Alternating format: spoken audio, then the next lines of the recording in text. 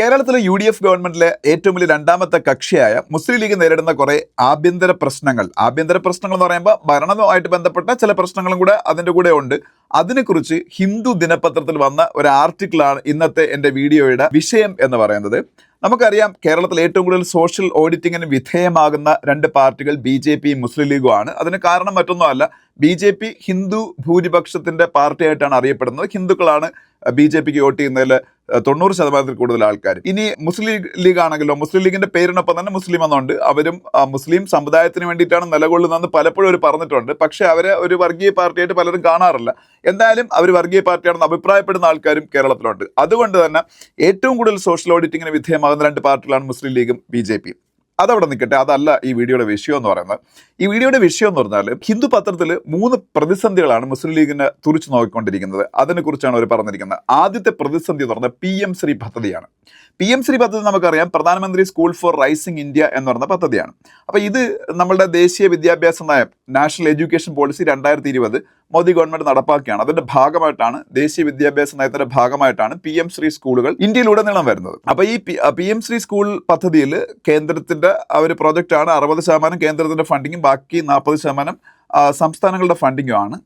എല്ലാ സംസ്ഥാനങ്ങൾക്കും ജോയിൻ ചെയ്യണം എന്നുള്ളൊരു നിർദ്ദേശം കേന്ദ്ര ഗവൺമെന്റ് കൊടുത്തിട്ടുണ്ട്. അപ്പോൾ ഇത്രയും കാലമായിട്ട് ജോയിൻ ചെയ്യാത്ത രണ്ട് സംസ്ഥാനങ്ങൾ കേരളവും തമിഴ്നാട് മാത്രമായിരുന്നു. ബാക്കി കോൺഗ്രസ് ഭരിക്കുന്ന മിക്ക സംസ്ഥാനങ്ങളും അല്ലെങ്കിൽ എല്ലാ സംസ്ഥാനങ്ങളും ഇതിൽ ജോയിൻ ചെയ്തിരുന്നു. കോൺഗ്രസ് മാത്രമല്ല, ഇന്ത്യയിൽ കോൺഗ്രസോ BJP ഭരിക്കാത്ത മറ്റു പല സംസ്ഥാനങ്ങളും ഉണ്ടല്ലോ, പ്രാദേശിക കക്ഷികളാണ് ഭരിക്കുന്നത്, അവരുൾപ്പെടെ ജോയിൻ ചെയ്തിരുന്നു. പക്ഷേ കഴിഞ്ഞ LDF ഗവൺമെന്റ് ഈ PM ശ്രീ പദ്ധതിയിൽ ജോയിൻ ചെയ്യാൻ തീരുമാനിക്കുകയാണ്. അവർ എഗ്രിമെന്റ് ഒക്കെ സൈൻ ചെയ്യും, കരാർ പത്രമൊക്കെ. പക്ഷെ അതിനെതിരെ വലിയ വിമർശനം ഉന്നയിച്ചവരാണ് അന്ന് പ്രതിപക്ഷത്തുണ്ടായിരുന്ന UDF-ഉം ഒപ്പം തന്നെ UDF-ന്റെ ഭാഗമായ മുസ്ലിം ലീഗും. പിന്നീട് പിന്നെ തമിഴ്നാട് മാത്രമാണ് ഇത് ജോയിൻ ചെയ്യാത്ത ഒരു സ്റ്റേറ്റ് എന്ന് നമുക്കറിയാം. തമിഴ്നാട് ജോയിൻ ചെയ്യാത്തതിന് വലിയൊരു പ്രശ്നമുണ്ട്. ദേശീയ വിദ്യാഭ്യാസ നയത്തിന്റെ കരടി തന്നെ പറയുന്നുണ്ട്, 3 ഭാഷാ പദ്ധതിയാണ് അവർ നടപ്പാക്കുന്നത്. അത് സ്കൂൾ തലം തൊട്ട് 3 ഭാഷകൾ എല്ലാവരും പഠിക്കേണ്ടി വരും. അപ്പോൾ തമിഴ്നാട് 3 ഭാഷാ പദ്ധതിക്ക് എതിരാണ്. അവർ 2 ഭാഷകളെ പഠിക്കുകയുള്ളൂ, തമിഴും അതുപോലെ ഇംഗ്ലീഷ് മാത്രം. ഹിന്ദിക്ക് അവർ പൂർണ്ണമായിട്ടും എതിരാണ്. അപ്പോൾ അതുകൊണ്ടാണ് ഒരു 3 ഭാഷാ പദ്ധതി എതിർക്കുന്നത്. അതുകൊണ്ട് തന്നെ ഈ ഒരു രീതിയിൽ ദേശീയ വിദ്യാഭ്യാസ നയത്തിന്റെ ഭാഗമാകാനോ അല്ലെങ്കിൽ നാഷണൽ എഡ്യൂക്കേഷൻ പോളിസിയുടെ ഭാഗമായിട്ട് വരുന്ന PM ശ്രീ സ്കൂൾ പദ്ധതിയിൽ ജോയിൻ ചെയ്യാനോ തമിഴ്നാടിന് കഴിയില്ല. പക്ഷേ കേരളത്തിന് അങ്ങനെ ഒരു പ്രശ്നമല്ല. കാരണം എന്താണ്, കേരളം ഓൾറെഡി 3 ഭാഷാ പദ്ധതി നമ്മുടെ സ്കൂളുകളിലൊക്കെ പഠിച്ചാൽ അത് തന്നെയാണല്ലോ. അതുകൊണ്ട് നമ്മൾ പണ്ട് തൊട്ടേ തുടർന്ന് വരുന്ന ആൾക്കാരാണ്. അപ്പം അതുകൊണ്ട് കേരളത്തിന് ഈ PM ശ്രീ പദ്ധതിയിൽ 3 ഭാഷ പിന്നീട് പദ്ധതി നടപ്പാക്കുന്നത് കൊണ്ട് ജോയിൻ ചെയ്യാതിരിക്കേണ്ട ആവശ്യമില്ല. പക്ഷേ കേരളം അതിനെ എതിർത്തത് എന്തിൻ്റെ പേരിലാണെന്ന് വെച്ചാൽ, ഈ കേന്ദ്രത്തിന്റെ സിലബസ് ഒക്കെ ഇവിടെ അടിച്ചേൽപ്പിക്കുമോ, ഈ സിലബസിലൊരു കാവ്യവൽക്കരണം വരുമോ, സഫ്രണൈസേഷൻ വരുമോ എന്നൊക്കെയുള്ള ആൾക്കാരുടെ പ്രശ്നം കൊണ്ടാണ് ഇവിടെ ഒരു രാഷ്ട്രീയപരമായിട്ടുള്ള എതിർപ്പ് ഈ PM ശ്രീ പദ്ധതിയുടെ കാര്യത്തിലുണ്ടായിരുന്നത്. അപ്പോൾ എന്തായാലും LDF ഗവൺമെന്റ് ധാരണാപത്രം ഒപ്പുവയ്ക്കുന്നു. പിന്നീട് ഫർദറായിട്ട് മുന്നോട്ടുള്ള കാര്യങ്ങളൊന്നും അവർ ചെയ്തില്ല. പിന്നീട് വന്ന UDF ഗവൺമെന്റ് ഈ PM ശ്രീ പദ്ധതിയായിട്ട് മുന്നോട്ട് പോകാൻ തീരുമാനിക്കുകയാണ്. അതിന് നമ്മളുടെ മുഖ്യമന്ത്രിക്ക് പറഞ്ഞ ന്യായീകരണം എന്ന് പറയുന്നത്, വൺസ് അതിൽ ഒപ്പുവെച്ച് കഴിഞ്ഞാൽ, PM ശ്രീ പദ്ധതിയിൽ ഒപ്പുവെച്ച് കഴിഞ്ഞാൽ പിന്നെ പിന്മാറാൻ പറ്റൂലെന്നാണ്. അതവിടെ നിൽക്കട്ടെ, അത് അല്ല ശരി തെറ്റുകളിലേക്ക് ഞാൻ പിന്നീട് പോവാം. പക്ഷെ മുസ്ലിം ലീഗ് അവർക്കാണ് പ്രശ്നം. അവർ യഥാർത്ഥത്തിൽ ഈ PM ശ്രീ പദ്ധതിയെ നഖശികാന്തം എതിർക്കുന്നവരാണ്.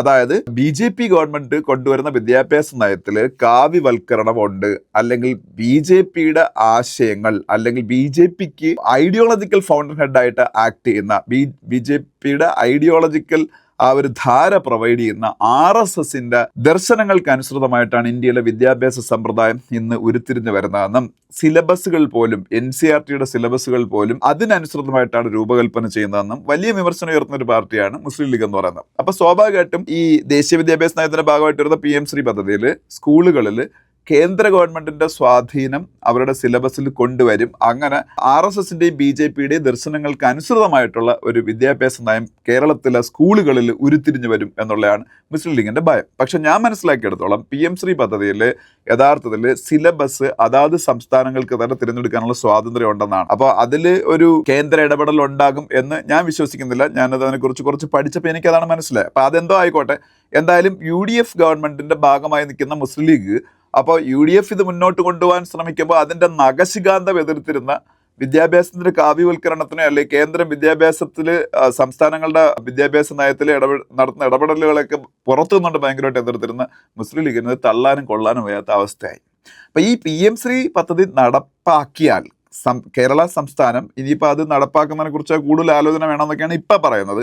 അതിനൊരു മന്ത്രിതല സമിതിയൊക്കെ ഇത് പഠിക്കാൻ വേണ്ടിയിട്ട് അവർ ഏർപ്പാടൊക്കെ ആക്കി. അവരുടെ റിപ്പോർട്ടിന് ശേഷം ഇത് നടപ്പാക്കുള്ളതാണ് പറയുന്നത്. പക്ഷേ ഇനി നടപ്പാക്കിയാൽ, ഈ മന്ത്രി തല റിപ്പോർട്ടിൻ്റെ അടിസ്ഥാനത്തിൽ നടപ്പാക്കിയാൽ തീർച്ചയായിട്ടും മുസ്ലിം ലീഗിൻ്റെ അണികൾ ഈ ഒരു ഇപ്പോഴത്തെ തീരുമാനം പറഞ്ഞ് മനസ്സിലാക്കാൻ അവർക്ക് വിഷമമായിരിക്കും. കാര്യം എന്താണ്, അവർ പ്രതിപക്ഷത്തായിരിക്കുമ്പോൾ എടുത്ത നിലപാട് ഇതിനെ ശക്തമായിട്ട് എതിർക്കുന്ന നിലപാടാണ്. അപ്പം ഈ കേന്ദ്രത്തിൻ്റെ വിദ്യാഭ്യാസ നയത്തെ അനുകൂലിക്കുന്ന ഒരു നിലപാടായിട്ട് മാറും പിന്നീട് മുസ്ലിം ലീഗ് ഇതിന് അനുകൂലമായിട്ട് മുന്നോട്ട് പോയാൽ. അപ്പോൾ അതാണ് അവർ നേരിടുന്ന ഏറ്റവും പ്രധാനപ്പെട്ട പ്രതിസന്ധി. ഇനി നടപ്പാക്കാതിരുന്നാലുള്ള പ്രശ്നം എന്ന് വെച്ചാൽ 27,000 കോടി രൂപ 14,000 സ്കൂളുകൾക്കായിട്ട് അനുവദിക്കുന്ന പദ്ധതിയാണിത്. അപ്പോൾ ഇതിൽ തിരഞ്ഞെടുക്കപ്പെടുന്ന സ്കൂളുകൾക്ക് 2 കോടി രൂപ വെച്ച് കിട്ടും. എന്നിട്ട് ആ സ്കൂളുകൾ ലോകോത്തര നിലവാരത്തിലേക്ക് ഉയർത്തുക എന്നുള്ളതാണ് ഈ PM-ശ്രീ പദ്ധതിയുടെ ലക്ഷ്യം. അപ്പം നമ്മളുടെ കേരളത്തിലെ സ്കൂളുകൾക്ക് ഒരുപാട് നൂറുകണക്കിന് സ്കൂളുകൾക്ക് ഈ പദ്ധതിയുടെ ഭാഗമാകാനും 2 കോടി രൂപ വീതം കിട്ടി ആ സ്കൂളുകളെ ലോക നിലവാരത്തിലേക്ക് ഉയർത്തുന്ന ഇൻഫ്രാസ്ട്രക്ചർ സൗകര്യങ്ങളെ കൊണ്ടുവരുത്താനും ഒക്കെ ഉള്ളൊരു ഒരു പദ്ധതി അവർ നഷ്ടപ്പെടുന്നതിന് തുല്യമായിരിക്കും. അപ്പം അങ്ങനെ വലിയൊരു പ്രതിസന്ധിയാണ്. ഇത് ജോയിൻ ചെയ്താൽ രാഷ്ട്രീയപരമായിട്ടുള്ള വലിയ തിരിച്ചടി പ്രതിപക്ഷം അത് ഭയങ്കരമായിട്ട് ഉപയോഗപ്പെടുത്തും. അണികളുടെ ഇടയിൽ വലിയ ആശയക്കുഴപ്പമുണ്ടാകും. അവരെ പറഞ്ഞ് മനസ്സിലാക്കാൻ തന്നെ നേതൃത്വത്തിന് കഷ്ടപ്പെടേണ്ടി വരും. ഇതൊക്കെയാണ് പ്രശ്നം. എന്നാൽ ജോയിൻ ചെയ്യാതിരുന്നാൽ കുട്ടികൾക്ക് കിട്ടുന്ന വലിയ ഒരു ഓപ്പർച്യൂണിറ്റി നഷ്ടപ്പെടുകയും ചെയ്യും. ഇത് ഒന്നാമത്തെ പ്രശ്നം. ഇനി രണ്ടാമതായിട്ട് മുസ്ലിം ലീഗ് നേരിടുന്ന പ്രശ്നം എന്താണെന്ന് അറിയാമോ? വഖഫ് അമെൻമെൻറ്റ് ആക്ട് 2025 എന്ന് പറയുന്ന ഒരു നിയമം കേന്ദ്ര ഗവൺമെൻറ് നടപ്പാക്കി നമുക്ക് എല്ലാവർക്കും അറിയാം. കഴിഞ്ഞ വർഷം മാധ്യമങ്ങളിൽ മുഴുവൻ ചർച്ച അതിനെക്കുറിച്ചായിരുന്നു.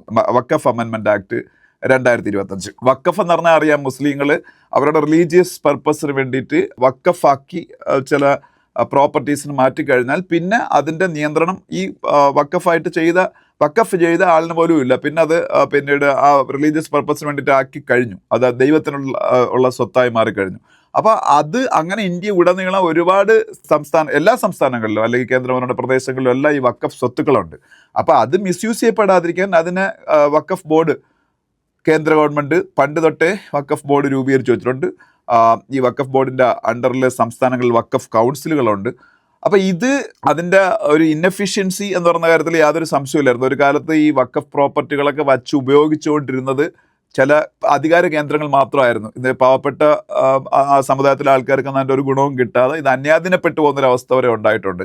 അപ്പോൾ അതൊക്കെ ഒഴിവാക്കുക എന്നുള്ള ലക്ഷ്യത്തിലൂടെയാണ് വഖഫ് അമെൻമെൻറ്റ് ആക്ട് കൊണ്ടുവരുന്നത് എന്നാണ് മോദി ഗവൺമെൻറ് പറഞ്ഞത്. പക്ഷെ അത് കൊണ്ടുവന്നു, പാർലമെൻറ്റ് പാസ്സാവുകയും ചെയ്യുന്നു. അതിനെയും നഖശിഖാന്തം എതിർത്ത പാർട്ടിയാണ് മുസ്ലിം ലീഗ് എന്ന് പറയുന്നത്. അപ്പോൾ ഇത് ഈ നിയമം റദ്ദാക്കാൻ വേണ്ടി സുപ്രീം കോടതിയിൽ ഇപ്പോൾ ഒരു കേസ് നടത്തിക്കൊണ്ടിരിക്കുക.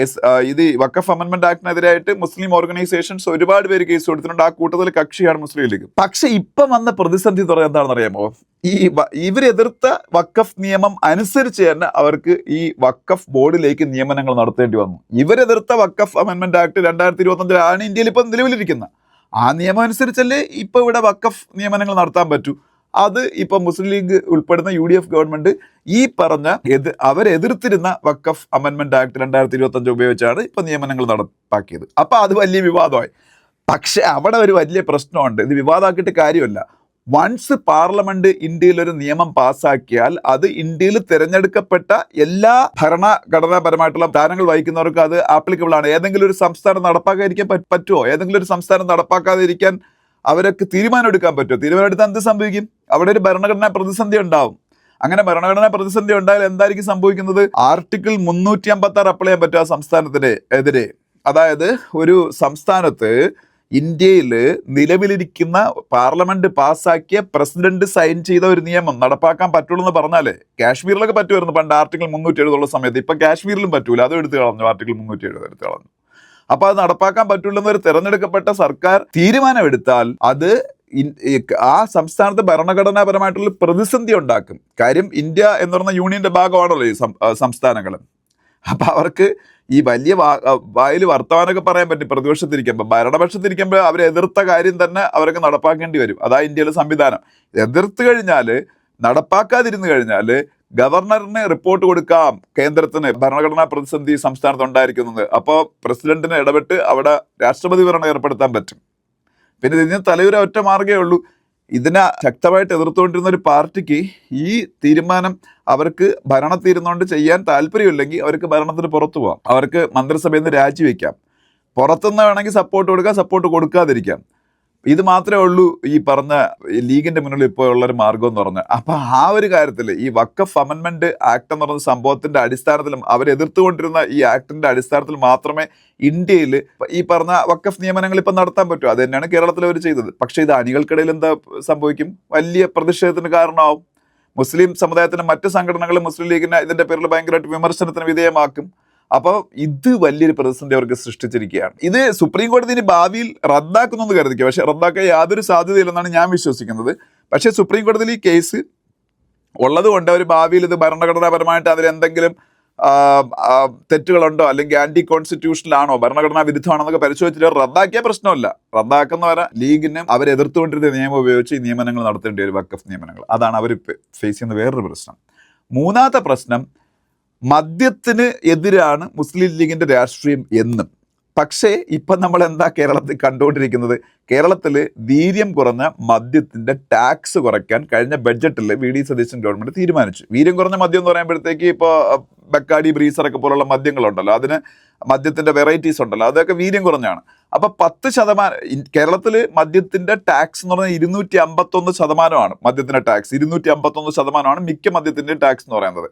അപ്പോൾ ഇത് വീര്യം 10% മാത്രം ആൽക്കഹോൾ കണ്ടന്റ് ഉള്ള മദ്യമാണെന്നുണ്ടെങ്കിൽ ആ ടാക്സ് 120% കുറയ്ക്കാൻ തീരുമാനിച്ചു. അതുപോലെ 10 മുതൽ 20% വരെ ആൽക്കഹോൾ കണ്ടന്റ് ഉള്ള മദ്യത്തിന്റെ ടാക്സ് 175% കുറയ്ക്കാൻ തീരുമാനിച്ചു.